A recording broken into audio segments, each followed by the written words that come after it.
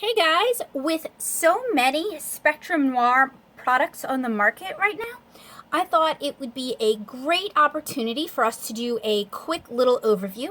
Now I have here on the tabletop a Spectrum Noir G1 alcohol marker. I have two Spectrum Aquas, which were also made by Crafter's Companion, which is the company that makes Spectrum Noir. I have 224 packs of the G2s, the second iteration of the Spectrum Noir markers, as well as the Earth Tones pack. And some of these markers have had the optional brush put in and some have not. I have the new Illustrator markers, which I picked up at Michael's, and I have two of the Colorista markers, which were sent to me by my friend Sam. She got them in her scrawler box and thought that I would enjoy taking a look at them. So thank you so much, Sam. So let me see if I can fix that. Here you guys can see a lineup of the Spectrum Noir and Spectrum Aqua markers. We have the G1, we have the two G2s, we have the Spectrum Aqua, we have the Illustrator, and we have the Colorista. And this year at CHA, Crafter's Companion announced the Illustrator. And they claim that it's a marker better designed for illustrators and artists. Now, if you guys aren't familiar with my other videos, I am a watercolor and alcohol marker artist primarily, and my medium is comics. So I am extremely familiar with alcohol markers. In fact, I reviewed about 24 of them over on the blog, and some of them have found their way over onto this channel. So I am an extremely hard woman to please, and I've had some really negative things to say about Spectrum Noir in the past. It just really did not suit my needs. So I'm really interested in what the Illustrator markers have to offer that the G2 markers do not. And as somebody who reviews so many alcohol markers, I've gotten extremely tired of how repetitive alcohol markers have gotten. No one's really bringing anything new to the table. So considering they've had two other alcohol marker attempts, it's a little confusing to me that they would introduce two more, especially because they really just don't bring a whole lot. But we're going to talk about that today. So the G1 has a bullet nib and a chisel nib. You can refill these. You can remove and replace the nibs, but at this point in time, the optional nibs were not available. With G2, they changed the body to a hexagonal body with rubberized grips, and these are also refillable, and the nib is replaceable, and you can replace the chisel nib here with a brush tip. And I actually have a couple of markers here on the channel about the G2 markers. The Spectrum Aqua are watercolor markers. They are dye-based. They are, to my knowledge, not refillable, and they have a fiber tip on their brush as opposed to the foam rubber tip for their alcohol marker brush, which I think is a shame because fiber tip brushes tend to fray really quickly. The Illustrator markers, this is actually my first time getting to look at this. This has not been open prior to today, and I still need to field test them. They are also hexagonal. They have a body sort of more similar in color to Copic markers or to Blick Studio markers, so I think they're trying to be more recognizable. Here is a Copic, and here is a Blick Studio brush marker. Just in terms of body shape, they do look a little bit more like artist grade alcohol markers. These no longer feature the colored color though to designate which tip is which I think is a downgrade. You have the Coloristas, which feature a cap very similar to Contender markers. It's a locking cap, and it does have the colored color. You have a fine point and then a bullet point, and these are aimed at people who color for relaxation. So right here, and I apologize for how zoomed in it is, right here I have some Canson XL mixed media paper, and this is a very inexpensive, pretty easy to find mixed media paper.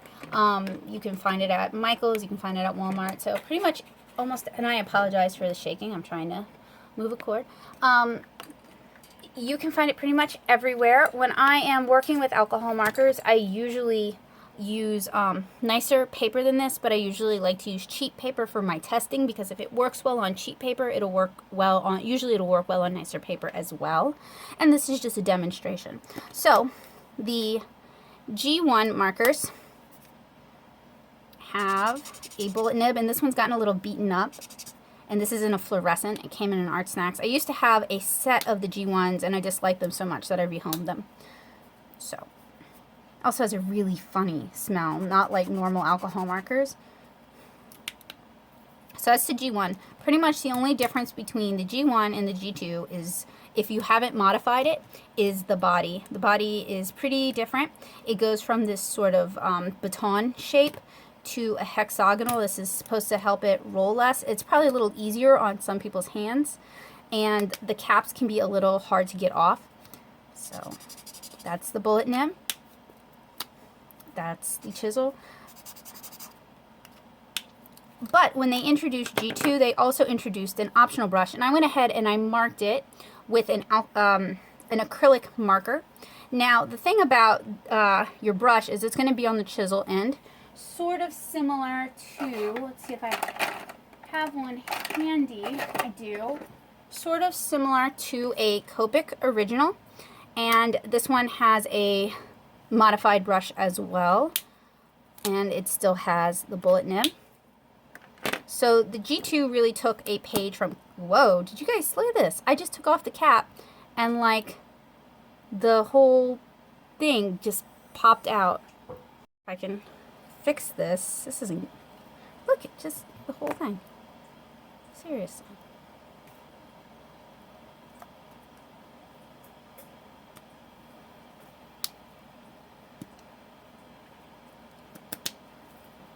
Well, now you guys know what's inside an alcohol marker. So here is the brush nib, and it is not nearly as flexible as the super brush nib on a Copic sketch or on a Blick Studio brush marker, although they are about the same length. It just doesn't quite have as much give, and it's a little more prone to smearing, so I don't care for it as much.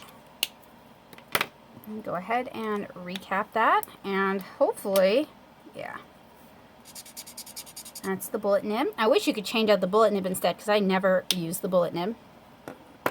So I'm going to skip over now to the Illustrator marker, and you guys are I'm going to record and write a full review later on. But for now, let's just take a quick look. It has the color name and the color family instead of just the color family. And otherwise, the barrel doesn't say too much. This one does come with, first of all, let's start with this isn't supposed to be a bullet nib. This is supposed to be a fine point nib, but it's really just a smaller version of the bullet nib. And it's already kind of dry. And this is the brush. Oh no, really? Okay, it's a fiber tip brush. Fiber tip brushes are very prone to fraying. They're very prone to getting mushy, and I'm a little bit insulted that Crafter's Companion thinks that putting a fiber tip brush in a world where there are rubber or foam rubber brushes on alcohol markers. I'm a little annoyed that Crafter's Companion thinks this is a solution for artists, because that's pretty garbagey. Sorry. And then finally, the Colorista, which has that super fine point and that bullet nib as well. Although the super fine point is, and I apologize that my camera's having trouble focusing. The super fine point is really kind of mushy, and it's about the same size as the bullet nib. It doesn't seem like it, but the tip is about the same size. So, and the caps are also really hard to remove. So if you have problems gripping, that's going to be an issue. And they don't have color family names. They only have, come on.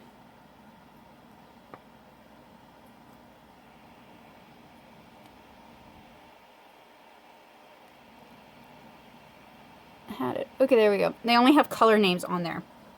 So it's like really kind of a Mickey Mouse version of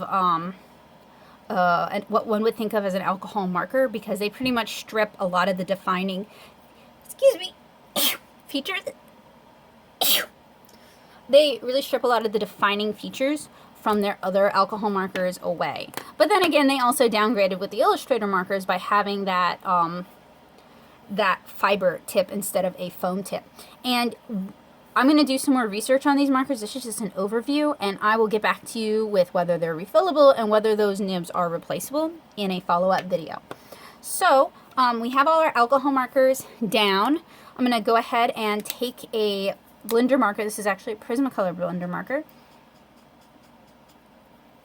And I'm just going to show you guys reactivity. And this is a bottle of rubbing alcohol, isopropyl alcohol. And I'm just gonna spritz, and we'll see how well those react as well. So finally, we have the Spectrum Aqua, and I'm gonna use that brush tip, which you have to be really careful because it is also a fiber brush tip. As you guys know, I love those. And the tips are really hard to remove. And it has one of these super fine tips that apparently got all gross and crusty despite me storing it horizontally. So that's awesome. It's a shame because I liked how these reacted to water.